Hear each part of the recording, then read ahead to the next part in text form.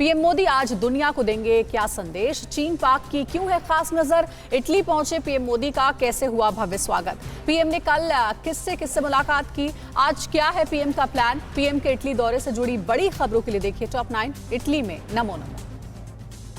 प्रधानमंत्री मोदी आज इटली में G20 समिट में हिस्सा लेंगे। पीएम मोदी G20 के कई प्रमुखों के साथ मुलाकात कर सकते हैं, जिसमें द्विपक्षीय मुद्दों पर चर्चा हो सकती है। LOC और LAC पर तनातनी के बीच पीएम आज G20 देशों की बैठक को संबोधित करेंगे। पीएम के भाषण पर चीन पाक सहित दुनिया भर की नजरें होंगी। G20 सम्मेलन में वैश्विक अर्थव्यवस्था, स्वास्थ्य, सतत विकास, पर्यावरण और जलवायु परिवर्तन पर विशेष ध्यान केंद्रित रहेगा। इटली की मेजबानी में होने वाली इस साल की बैठक का विषय पीपल प्लेनेट प्रॉस्पेरिटी है। ये विषय संयुक्त राष्ट्र के सतत विकास के एजेंडा 2030 पर आधारित है। पीएम मोदी ने कल इटली के प्रधानमंत्री मारियो द्राघी से मुलाकात की। प्लाजो चिगी पहुंचने पर पीएम मोदी को गार्ड ऑफ ऑनर दिया गया। विदेश मंत्रालय के प्रवक्ता अरिंदम बागची ने ट्वीट कर कहा है कि भारत और इटली की साझेदारी अहम है और दोनों नेताओं ने द्विपक्षीय और आपसी हितों के मुद्दों पर चर्चा की।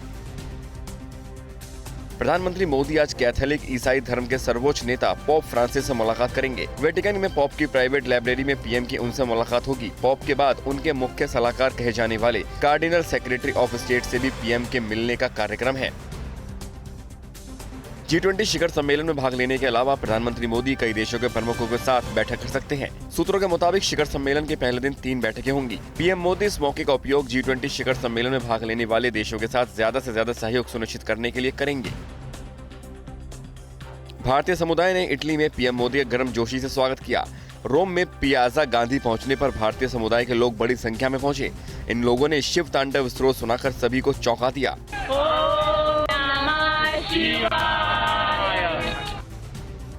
इटली के ऑडिटोरियम कॉन्सिलिया जियोन में पीएम मोदी ने कई समुदायों के सदस्यों के साथ बातचीत की, जहां प्रधानमंत्री ने हाथ हिलाकर लोगों का अभिवादन किया। मुलाकात के बाद पीएम ने उनसे मिलने आए सभी समुदाय के लोगों के साथ फोटो भी खिंचवाई। इटली में पीएम मोदी ने शुक्रवार को महात्मा गांधी की प्रतिमा पर श्रद्धांजलि अर्पित की और हाथ जोड़कर राष्ट्रपिता को नमन किया। पीएम ने ट्वीट किया, रोम में मुझे महात्मा गांधी को श्रद्धांजलि अर्पित करने का अवसर मिला, जिनके आदर्शों ने दुनिया भर में लाखों लोगों को साहस और प्रेरणा दी है। रोम की यात्रा के बाद प्रधानमंत्री नरेंद्र मोदी ब्रिटिश प्रधानमंत्री बोरिस जॉनसन के न्योते पर ब्रिटेन के ग्लासगो जाएंगे। पीएम मोदी स्कॉटलैंड के ग्लासगो में होने वाले जलवायु परिवर्तन से जुड़े 26वें कॉप सम्मेलन में शामिल होंगे। अपने ब्रिटेन दौरे पर पीएम मोदी बोरिस जॉनसन से भी मिलेंगे। ड्रग्स केस में आरोपी आर्यन खान की आज होगी रिहाई। जेल में कब पहुंचा आर्यन का रिलीज ऑर्डर? कितने दिन बाद घर लौटेंगे आर्यन? किसने ली है आर्यन की जमानत? आर्यन ड्रग्स केस से जुड़ी तमाम खबरों के लिए देखिए टॉप 9 आर्यन की आजादी। ड्रग्स केस में आरोपी आर्यन खान की आज जेल से रिहाई होगी। जेल कर्मियों के मुताबिक आर्यन का बेल पेपर आज सुबह 5:30 बजे जमानती पेटी से बाहर निकाला गया है। अब जेलर इसकी जांच करेंगे और इसके बाद आर्यन की रिहाई होगी। आर्यन, अरबाज और मुनमुन को कई शर्तों के साथ जमानत मिली है। आर्यन के रिलीज ऑर्डर की कॉपी कल शाम 5:30 बजे तक ऑर्थर रोड जेल नहीं पहुंच पाई। इस कारण उनकी रिहाई टल गई थी। अब आर्यन खान को आज सुबह करीब 11 बजे के आसपास रिहा किया जा सकता है। नियम के मुताबिक आर्यन के रिलीज ऑर्डर की कॉपी कल शाम 5:30 बजे तक जेल के बाहर बने बॉक्स में डालना था, लेकिन ऐसा नहीं हो सका था। एक्ट्रेस जूही चावला ने आर्यन खान की जमानत ली है। हाई कोर्ट से जमानत का आदेश जारी होने के बाद जूही चावला NDPS कोर्ट पहुंची और 1 लाख रुपए का बॉन्ड जमा कराया। हालांकि जूही चावला की डॉक्यूमेंटेशन में कुछ कमी रह गई थी, जिसके चलते भी आर्यन के बेल ऑर्डर में कुछ देरी हुई। आर्यन खान को 2 अक्टूबर को मुंबई से गोवा जा रहे कार्डेलिया क्रूज पर हो रही पार्टी में ड्रग्स के सेवन के आरोप में गिरफ्तार किया गया था। 3 से 5 अक्टूबर तक आर्यन NCB की हिरासत में थे। इसके बाद उन्हें न्यायिक हिरासत में भेज दिया गया था। तब से वो ऑर्थर रोड जेल में है। आर्यन की जमानत की खुशी में शाहरुख के घर मन्नत में खास रोशनी की गई। टेरेस पर रंग बिरंगी लाइटें लगाई गईं। कल देर शाम कुछ मजदूर लाइट लेकर पहुंचे और घर में लाइट लगाई। अंधेरा होने के साथ ही मन्नत जगमगा उठा। बंगले की सजावट देख अंदाजा लगाया जा सकता है कि शाहरुख और गौरी खान अपने बेटे आर्यन खान से मिलने के लिए कितने उत्सुक हैं। आर्यन खान मामले में आए कथित इंटरनेशनल ड्रग रैकेट तारों के चलते अब इस मामले की जांच NIA कर सकती है। केंद्र सरकार जल्द ही आधिकारिक तौर पर इस मामले को NIA को सौंप सकती है। NIA और NCB के अधिकारियों के बीच मुंबई में कल बैठक भी हुई थी। NIA की टीम ने केस से जुड़े कागजात भी पढ़े। आयरन खान ड्रग मामले में एनसीबी के एक अहम गवाह किरण गोसावी के खिलाफ एफआईआर दर्ज कर ली गई है। पुणे सिटी पुलिस ने 3 लोगों को नौकरी का झांसा देने के मामले में गोसावी के खिलाफ आईपीसी की धारा 420, 465, 468 के तहत मामला दर्ज किया है। गोसावी फिलहाल 5 नवंबर तक पुलिस रिमांड पर हैं। एनसीबी के जोनल डायरेक्टर समीर वानखेड़े की शिकायत पर अनुसूचित जाति आयोग ने महाराष्ट्र के चीफ सेक्रेटरी, डीजीपी और मुंबई कमिश्नर को नोटिस जारी किया है और 7 दिन में रिपोर्ट देने को कहा है। समीर वानखेड़े ने उनकी जाति पर उठे सवाल को लेकर हो रही हैरेसमेंट को लेकर शिकायत की है। समीर वानखेड़े पर लगे उगाही के आरोपों के बाद गठित एनसीबी की विजिलेंस जांच टीम मुंबई में है। डीडीजी ज्ञानेश्वर सिंह ने कहा कि जांच जारी है। अब तक 5 अधिकारी और 3 अन्य लोगों के बयान दर्ज हुए हैं। प्रभाकर सेल से संपर्क करने की कोशिश जारी है। गोसावी से पूछताछ के लिए कोर्ट से अपील करेंगे कि उसका बयान दर्ज करने दिया जाए। देश की 3 लोकसभा सीटों और 29 विधानसभा सीटों के लिए मतदान जारी। यूपी पहुंचे अमित शाह ने कैसे भरे हुंकार। बीएसपी के 6 बागी विधायक आज किसके बनेंगे साथी और गोवा में क्यों लगा है सियासी धुरंधरों का तांता। राजनीति से जुड़ी बड़ी खबरों के लिए देखिए टॉप 9 सियासी संग्राम। देश की 3 लोकसभा और 29 विधानसभा सीटों के लिए आज मतदान हो रहा है। लोकसभा की जिन 3 सीटों पर उपचुनाव हो रहे हैं उनमें मध्य प्रदेश की खंडवा और हिमाचल प्रदेश की मंडी और दादरा नगर हवेली सीट शामिल है। मतगणना 2 नवंबर को होगी। आज विधानसभा उपचुनाव में असम की 5, पश्चिम बंगाल की 4, हिमाचल प्रदेश, मेघालय और मध्य प्रदेश की 3 सीटों पर मतदान हो रहा है। इसके अलावा बिहार, राजस्थान, कर्नाटक की 2 सीट और आंध्र प्रदेश, मिजोरम, तेलंगाना, हरियाणा, महाराष्ट्र की 1 सीट पर मतदान हो रहा है। नागालैंड विधानसभा की 1 सीट के लिए उम्मीदवार को निर्विरोध निर्वाचित किया जा चुका है। यूपी दौरे पर पहुंचे केंद्रीय गृह मंत्री और बीजेपी के पूर्व अध्यक्ष अमित शाह ने कल लखनऊ में पार्टी के सदस्यता अभियान की शुरुआत की। इस दौरान उन्होंने विपक्षी दलों, खासकर समाजवादी पार्टी पर जमकर निशाना साधा। शाह ने लोगों से 2022 में एक बार फिर योगी सरकार बनाने की अपील की। अमित शाह ने राज्यपाल आनंदीबेन पटेल से भी मुलाकात की। यूपी के बाद अमित शाह आज उत्तराखंड में चुनावी बिगुल बजाने पहुँच रहे हैं। अमित शाह सुबह 10:30 बजे जालीग्रांट पहुंचेंगे। वे 11:30 बजे राज्य सरकार की महत्वाकांक्षी मुख्यमंत्री घासियारी कल्याण योजना सहित अन्य योजनाओं का शुभारंभ करेंगे। ये पहाड़ियों में रहने वाली 3 लाख से अधिक ग्रामीण महिलाओं के कल्याण की योजना है। अमित शाह एक जनसभा को भी संबोधित करेंगे। यूपी में विधानसभा चुनाव से पहले दल बदल का खेल शुरू हो गया है। अखिलेश यादव आज भी दूसरे दलों के दिग्गजों को समाजवादी पार्टी में शामिल करवा रहे हैं। अखिलेश आज प्रेस कॉन्फ्रेंस करके बीएसपी के 6 बागी विधायकों के पार्टी में शामिल होने की घोषणा करेंगे। 3 दिवसीय गोवा दौरे पर पहुंची पश्चिम बंगाल की मुख्यमंत्री ममता बनर्जी फुल एक्शन में है। ममता बनर्जी ने कल 3 मंदिरों में दर्शन किए। इसके बाद पार्टी विस्तार के काम में लग गई। ममता की मौजूदगी में टेनिस के स्टार खिलाड़ी लिएंडर पेस ने टीएमसी का दामन थामा। इसके अलावा नफीसा अली और मृणालिनी देशप्रभु ने भी टीएमसी ज्वाइन किया है।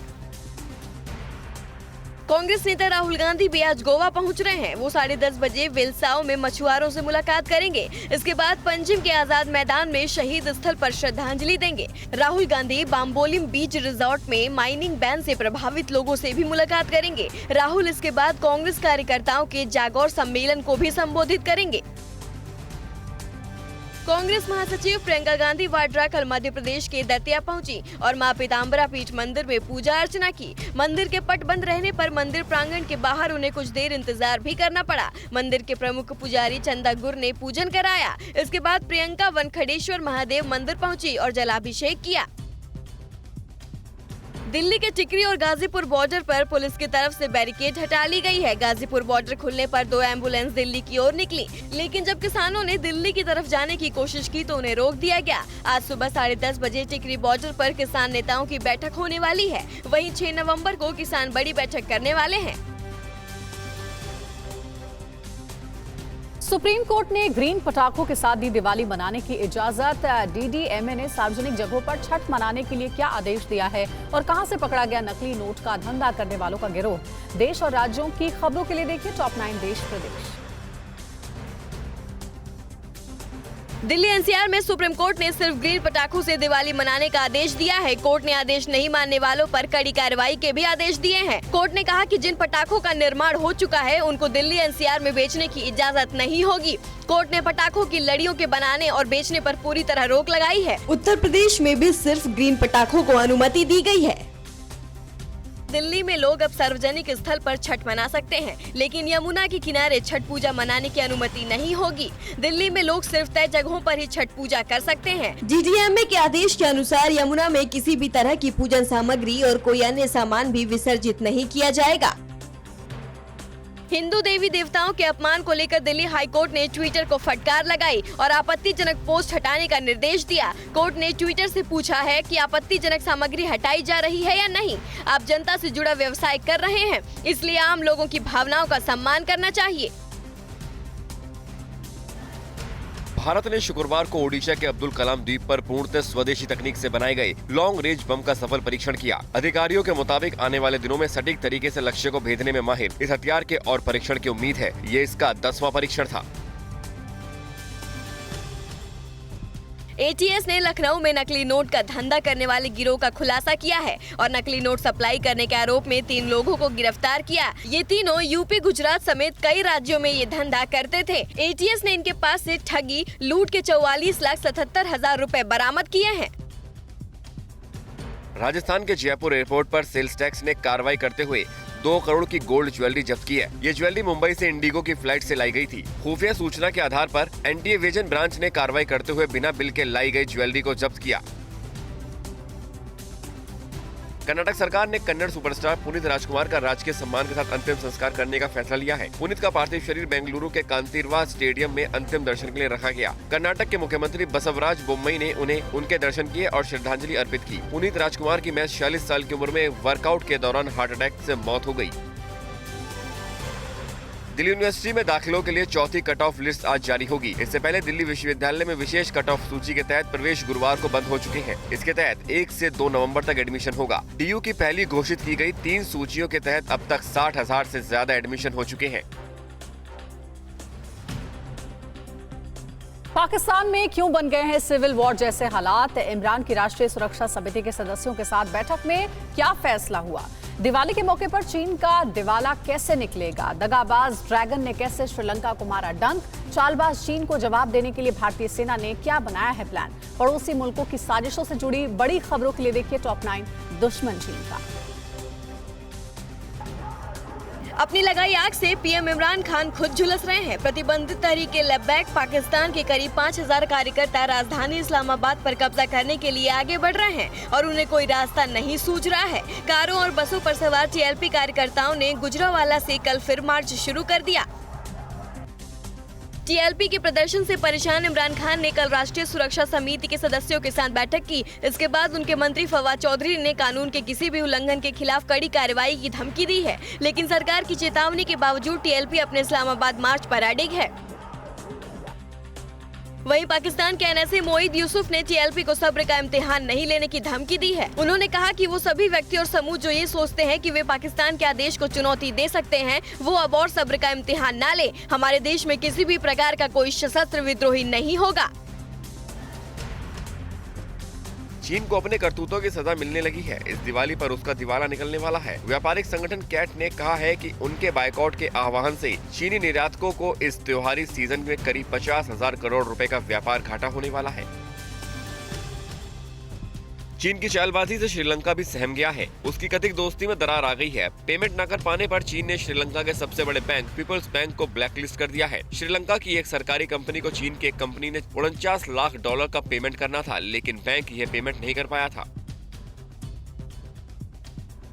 चीन की साजिश से चौकन्ने भारतीय सेना सर्दियों में भी लद्दाख में तैनात रहेगी। इस दौरान सैनिकों को कपकपाती ठंड से निजात देने के लिए सरकार सोलर टेंट लगवाएगी। केंद्र सरकार ने 17,000 फीट की ऊंचाई और -40 डिग्री वाले स्थानों पर ऑल वेदर सोलर टेंट तैयार करने का फैसला किया है।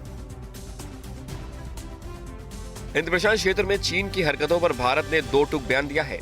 कहा है कि सभी देश नियमों के मुताबिक ही चलें। विदेश मंत्री S जयशंकर ने कहा है कि अगर हिंद प्रशांत क्षेत्र में सुरक्षा, शांति और सभी के हित के बारे में सोचना है तो बातचीत से ही विवादों को निपटाया जाना चाहिए। भारत हमेशा से ही नियम आधारित साझी व्यवस्था में विश्वास करता आया है। विस्तारवादी चीन की चालबाज नजर अब अफगानिस्तान के बगराम एयरबेस पर है। वह तालिबान के आतंकियों से रक्षा करने के नाम पर इस एयरबेस को हासिल करने में जुटा है। तालिबान के सत्ता में आने के बाद से चीन के कई बड़े नेता उनसे मिल चुके हैं। पाकिस्तान के कराची में कल अब्दुल्ला कॉलेज के पास हुए विस्फोट में कम से कम 4 लोगों की मौत हो गई, कई लोग घायल हैं। एसपी सेंट्रल मलिक मुर्तजा ने बताया कि धमाका नॉर्थ नाजिमाबाद सीएनजी स्टेशन के इलेक्ट्रिक रूम में हुआ। शुरुआत में यह धमाका तोड़फोड़ जैसा नहीं लग रहा था।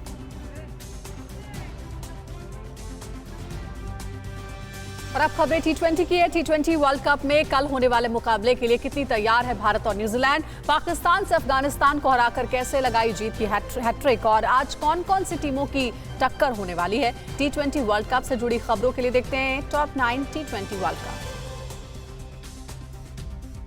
T20 वर्ल्ड कप में कल भारत और न्यूजीलैंड की टीमें आपस में भिड़ेंगी। दोनों ही टीमों के लिए ये मुकाबला काफी अहम है। भारत और न्यूजीलैंड दोनों ही टीमें अपने पहले मुकाबले में हार का सामना कर चुकी हैं। ऐसे में जो भी टीम ये मैच हारेगी उसके लिए सेमीफाइनल में पहुंचना मुश्किल हो जाएगा। विश्व कप के वार्म अप मैचों में धमाकेदार प्रदर्शन करने वाले बाएं हाथ के विस्फोटक बल्लेबाज ईशान किशन को भी न्यूजीलैंड के खिलाफ मौका मिल सकता है। मिस्ट्री स्पिनर वरुण चक्रवर्ती पाकिस्तान के खिलाफ मैच में बेअसर रहे थे। उन्होंने अपने 4 ओवर में 33 रन दिए थे। वरुण की जगह senior off spinner R Ashwin की टीम में वापसी हो सकती है। T20 वर्ल्ड कप में पाकिस्तान ने जीत की हैट्रिक लगाते हुए अफगानिस्तान को 5 विकेट से हरा दिया। जीत के साथ पाकिस्तान ने सेमीफाइनल के लिए अपनी जगह लगभग पक्की कर ली है। टॉस जीतकर पहले खेलते हुए अफगानिस्तान ने 6 विकेट खोकर 147 रन बनाए। जवाब में पाकिस्तान ने 19 ओवर में 5 विकेट खोकर लक्ष्य हासिल कर लिया।